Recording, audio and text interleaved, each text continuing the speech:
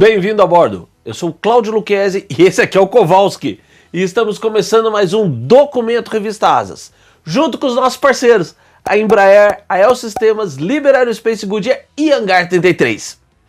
Aproveita agora e já dá o seu curtir, hein? E não deixa de comentar. Isso ajuda muito aqui o canal, ajuda a manter esse trabalho. Visita a nossa loja online, compra aproveitando as promoções, assina a revista. Tenha a sua experiência Asas completa.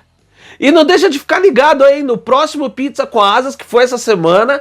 Aparece, pô. Olha, foi muito legal. Você não vai se arrepender.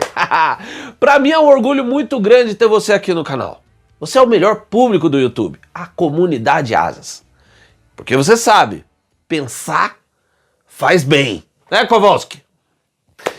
E agora, vamos à história. Na aviação, a ideia de aeronaves compostas não é novidade. E tem um monte de exemplos por aí, que a gente pode citar. Da Primeira Guerra à Guerra Fria.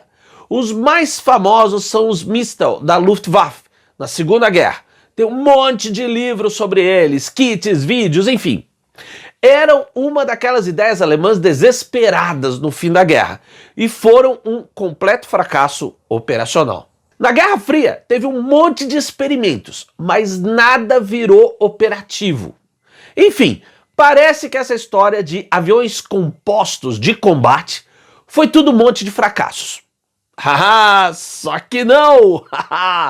E é essa história que você vai conhecer nesse vídeo, com detalhes que eu tenho certeza você nunca tinha ouvido antes.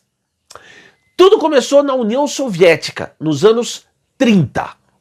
O país vivia um momento de efervescência tecnológica, com destaque na aviação. E isso resultou em recordes, como os voos ultralongos de aviadores como Chkalov e o aparecimento de tipos muito avançados em seu tempo, como o caça-monoplano Polikarpov I-16 e o bombardeiro pesado Tupolev TB-3. Esse último entrou em serviço em 1932 e ele estava de fato muito à frente do que se tinha de bombardeiro pesado em outras forças aéreas. Para comparar, na época, o tipo base de bombardeiro pesado da RAF, Força Aérea Britânica, era o biplano Handley Page Hayford, que começou a entrar em serviço 2 anos depois do TB-3. E o grandão soviético voava bem mais longe, levava quase 5 vezes a carga de bomba do Hayford. Bom, e aí, com todo esse poder, era lógico que o DP-3 tinha tudo para ser uma plataforma aérea a ser explorada em ideias ousadas. Uma foi ele levar torpedos aéreos planadores controlados, que teriam guiagem por infravermelho. Sério, naquele tempo. Você duvida? Não, o sistema chegou a ser desenvolvido. Era chamado de QVANT, de orientação pelo calor. Mas a invasão alemã em 1941 descontinuou o programa. Pensaram até ele transportar um tanque debaixo dele. Essas coisas assim.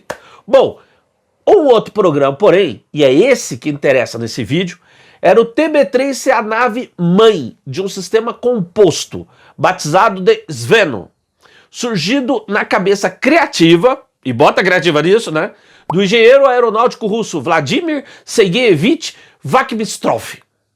Essa palavra russa, Zveno, não tem uma tradução direta. Ela é muitas vezes traduzida como ala, né, o que é correto, mas Zveno pode também ser traduzido como conexão ou acoplamento, o que faz muito mais sentido para o projeto do Vakhmistrov. E ele tinha começado a trabalhar nessa ideia em 1931, antes mesmo do próprio TB-3 ser operacional. Então, no início, ele usou um bombardeiro anterior e menor, o TB-1. Sobre as asas desse seriam acoplados 2 caças e 4 modificados. E a composição foi testada em voo com sucesso. Em 3 de dezembro de 1931, no aeródromo de Monino, perto de Moscou. Bom, e com esse sucesso, o programa ganhou energia. Os I-4 foram trocados pelos caças I-5 mais modernos. E aí ficou disponível o TB-3, muito maior e mais poderoso que o TB-1. E ao mesmo tempo, a Polikarpov colocava em serviço um caça revolucionário, o primeiro monoplano e com trem de pouso recolhível do mundo, o I-16. Agora pensa na cabeça do nosso amigo Vakimistrov. Meu Deus, ele podia unir os enormes TB-3 aos ágeis I-16. Depois de várias experiências, se chegou a uma configuração ideal, chamada de Sveno 6, com 2 I-16 colocados sob as asas de um TB-3, usando suportes com um sistema de trapézio de suspensão. Conexões flexíveis permitiam aos caças serem alimentados de combustível e óleo pela nave-mãe durante o voo. Na decolagem usava-se o conjunto dos motores, unindo os 4 do bombardeiro e os 2 motores dos 2 caças. 6 motores decolando o monstro. Imagina o som disso na pista! Incluídos na campanha de voo estavam os testes de experiência do retorno dos caças à nave-mãe, depois de terem protegido essa como caças de escolta. Mas depois de vários testes foi concluído que o processo de reconexão era, assim, como dizer, difícil pra caramba, para um piloto de habilidade média. Em paralelo, o ousado Vakimistrov quis ir ao máximo, digamos assim, né? E em 1935 ele criou o Aviamaktika, que era quase que um porta-aviões voador, agrupando nada menos que 5 caças, 5 a um bombardeiro. A ideia é que a monstruosidade operasse como uma espécie de alerta aéreo, com caças que não poderiam ser destruídos no solo por um ataque surpresa inimigo e serviriam para defender alvos-chave estratégicos, como a própria capital Moscou, por exemplo. Mas aí a turma achou que o Vladimir tinha extrapolado, né?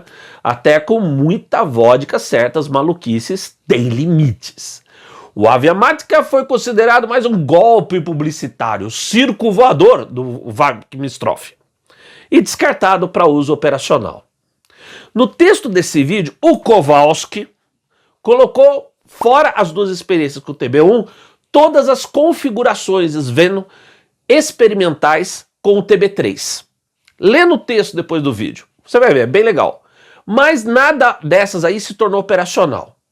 Porém, o nosso Vladimir não desistiu. Ao contrário, ele surpreendeu de novo. O que rolou foi que ele teve a ideia de mudar a missão dos caças. Em vez de escoltas do bombardeiro, eles passaram a ser bombardeiros de mergulho de alta velocidade. E bombardeiro de mergulho naquela época significa um aviãozinho capaz de fazer um ataque de precisão.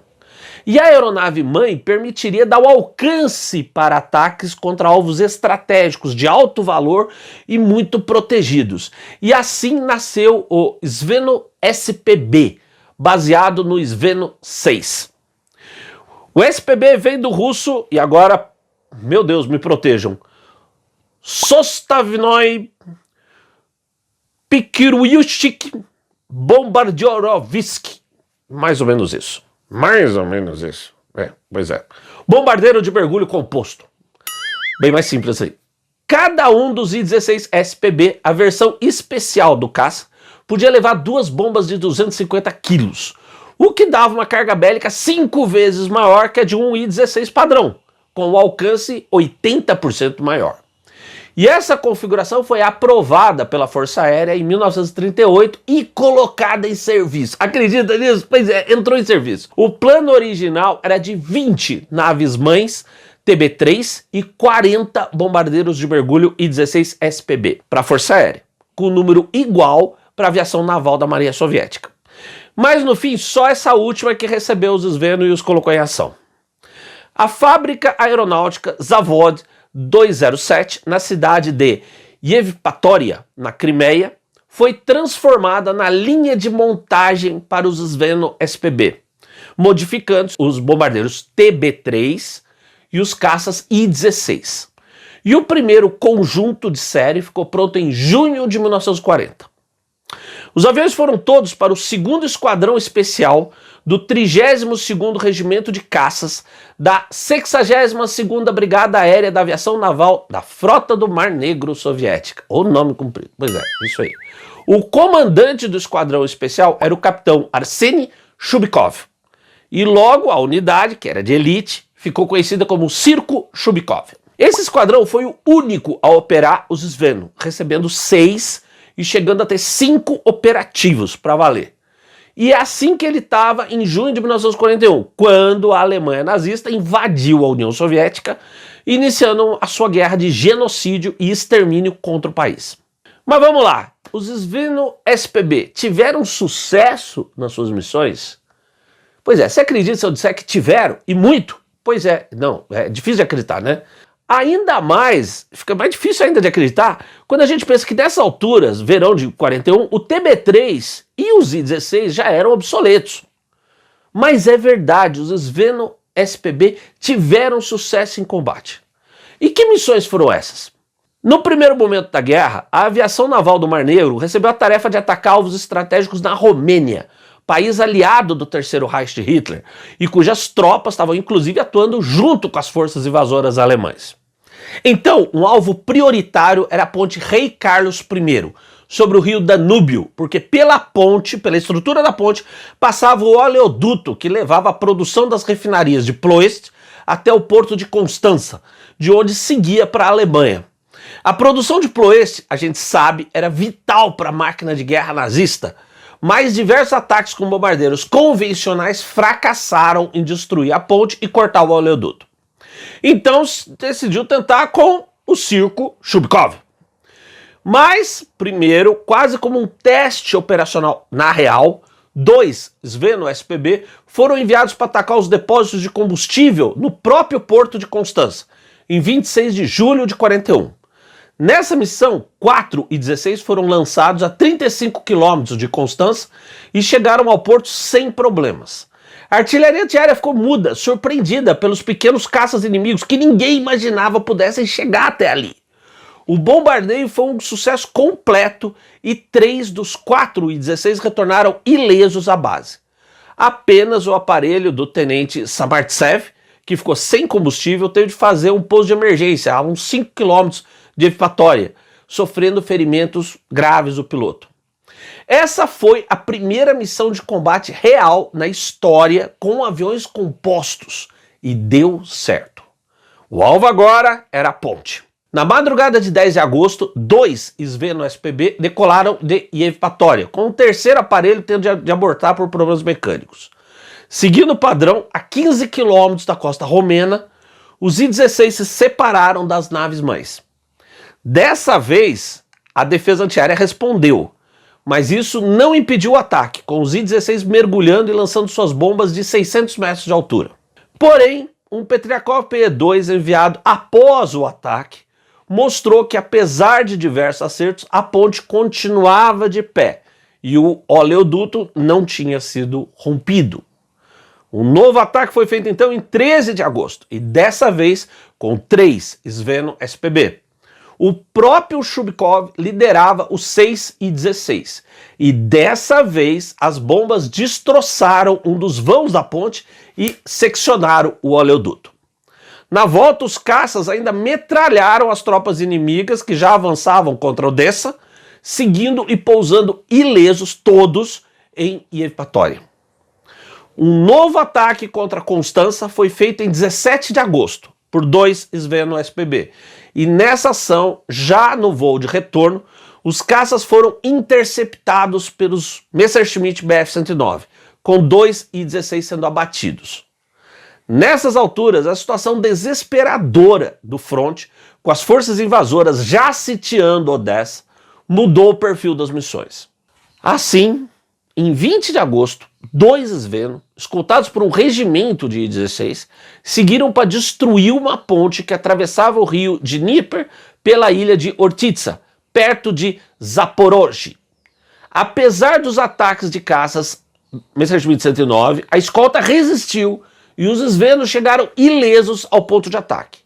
As bombas dos I-16 não destruíram completamente a ponte, mas a tornaram praticamente inútil, criando um problema logístico sério aos alemães, que só conseguiram recuperar totalmente a ponte no outono de 43. Talvez esse tenha sido o ataque mais importante dos Sveno na guerra. Nem eles perceberam isso na época. Em suas memórias, o marechal de campo alemão Erich von Manstein descreveu o problema que a inutilização da ponte causou no deslocamento de reforços e na logística da ofensiva alemã no sul no verão de 42.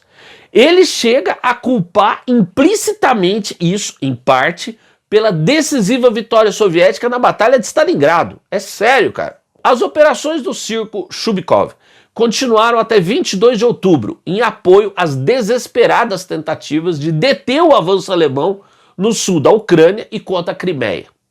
Os I-16 SPB destruíram baterias de artilharia pesada e tanques na área de Odessa e, em setembro, pontões flutuantes alemães para a travessia do Dnieper.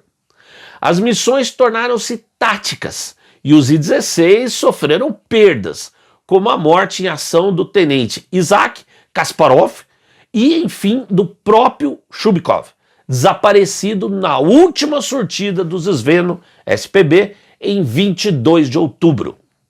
Em 30 de outubro, os alemães tomavam Yevpatoria e o que ainda restava do 32º Regimento foi recuado para o Cáucaso, encerrando as missões com os aviões compostos. Mas olha aí, olha que saldo positivo, quase inacreditável. Em apenas 29 missões, porque parece que foi tudo que eles conseguiram fazer, as 116 bombas de 250 quilos lançadas registraram um nível de acerto entre 43% e 85%. Impressionante para o padrão da época. Só 3 I-16 foram perdidos em combate e nenhum TB3. E assim, nós concluímos a história dos Sveno SPB, os únicos aviões compostos de combate da história que tiveram sucesso. E você conheceu aqui no canal da Revista Asas, comigo e com o Kowalski, o melhor da aviação e a sua história e cultura no YouTube. Um grande abraço, até o próximo voo.